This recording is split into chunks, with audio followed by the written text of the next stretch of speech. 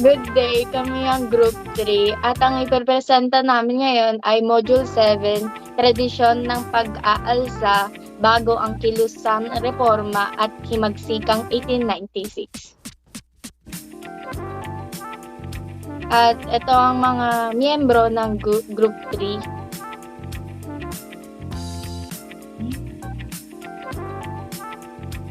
So, ang sasagutan namin ngayon ay ang gabay na tanong na galing sa Module 7. Paano mo maiugnay ang laban ng mga Kreyole sa laban ng mga paring sekular sa pagkakaroon ng pag-aalsa sa Cavite? Sa pagbitay sa Gumburza at maging sa pagsusulat ni Jose Rizal ng kanyang dalawang nobela.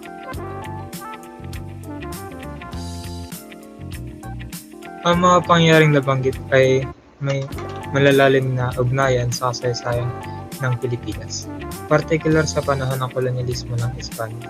Noong panahon ng kolonyalismo Espanyol, may hidwaan sa pagitan ng mga Kreyole o Estrado at mga paring sekular. Si Jose Rizal, isang ilustrado, ay naging saksi ng mga pangyayaring ito at tinuturi siya na isa sa mga unang nagmulat ang kanyang mga kababayan hinggil sa pang-aapi ng mga Espanyol. Ang kanyang mga nobela na No Limit Angere at El Filibusterismo ay naglalaman ng mga kritikal na komentarya sa lipunan at pamamahala ng Espanya sa Pilipinas. Ang kanyang pagsusulat ay nagbigay inspirasyon sa kilusang revolusyonaryo.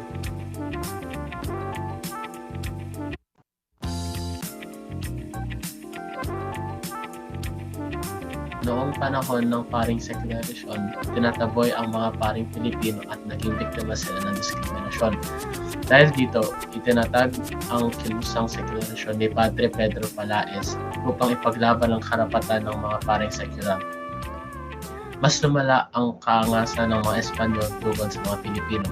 Patuloy ang diskriminasyon sa Pilipinas dahil dito. Dumaan ang oras, si Padre Mariano Gomez, Padre Jose Burgos at Padre Jacinto Zamora o ang Gumburza ay ang nauna sa pagpapatalsik ng pamahalaan na nagdulot ng pag-alsa sa Cavite noong oras na yun. Inaalay lamang ni Jose Rizal ang storya na ito sa kanyang mga nobela.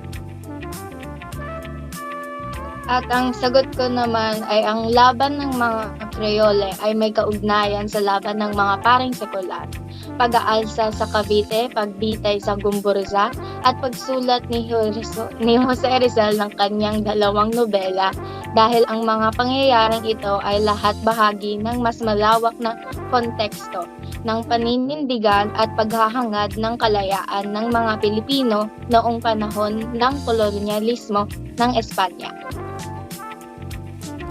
So para sa akin, ang mga pangyayari ito ay nagbukas ng landas patungo sa pagsusulong ng pambansang pamulatan at pagsusulong ng kalayaan.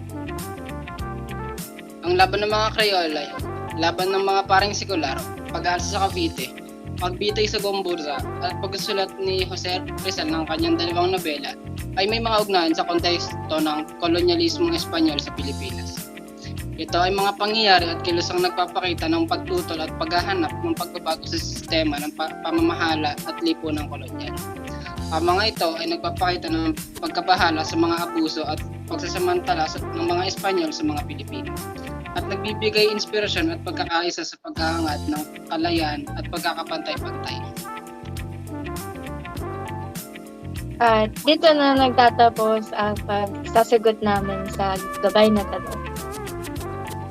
Thank you.